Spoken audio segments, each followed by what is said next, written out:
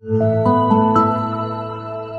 you've heard before that God knows us. Here's another question. How well do you know yourself? Friends, this is Pastor Mike from Fellowship Church. Always good to connect with you midweek. Hope you're staying safe. Hope you're taking care of yourself and your family.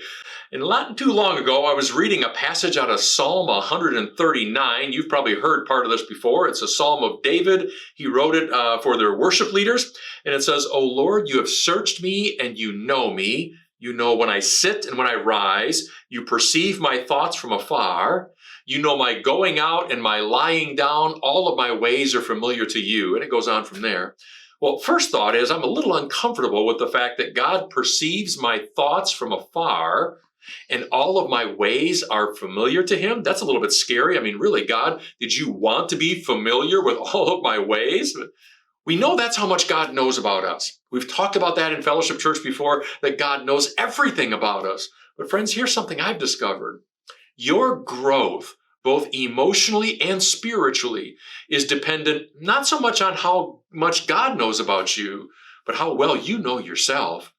Mental health professionals call this self-awareness. And friends, I've discovered that a strong sense of self-awareness is absolutely critical to your own emotional and spiritual growth. You cannot grow without it, because self-awareness allows us to look at ourselves and understand ourselves, understand our own reactions, why we respond the way we do, why we struggle with these sins and not those sins, why we react against that kind of behavior but not others.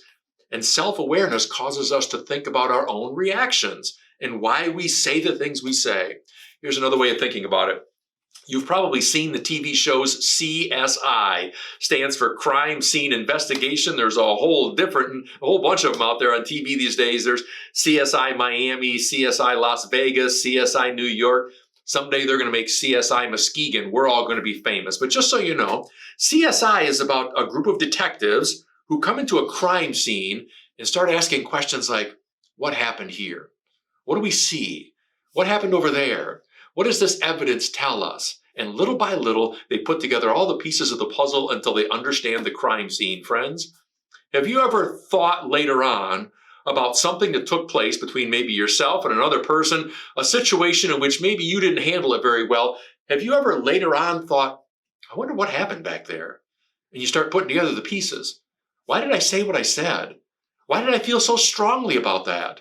Why is that issue such a hot button issue for me? Why do I feel as strongly as I do about this thing? Why is that sin right there a difficult one for me and other sins not so much?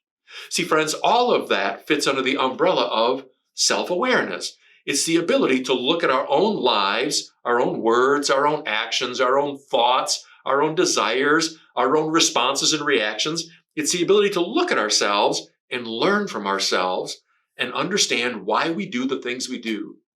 If you've ever been in a place where you thought, I don't understand why I said that, well, you're in really good company, because even the Apostle Paul said in Romans, I don't understand why I do what I do. Puts you in really good company, friends. I've learned that not only in my own life, but in other people's lives as well, a strong sense of self-awareness is an absolutely necessary key to emotional and spiritual growth. People who don't have self-awareness can't grow. They're stagnated.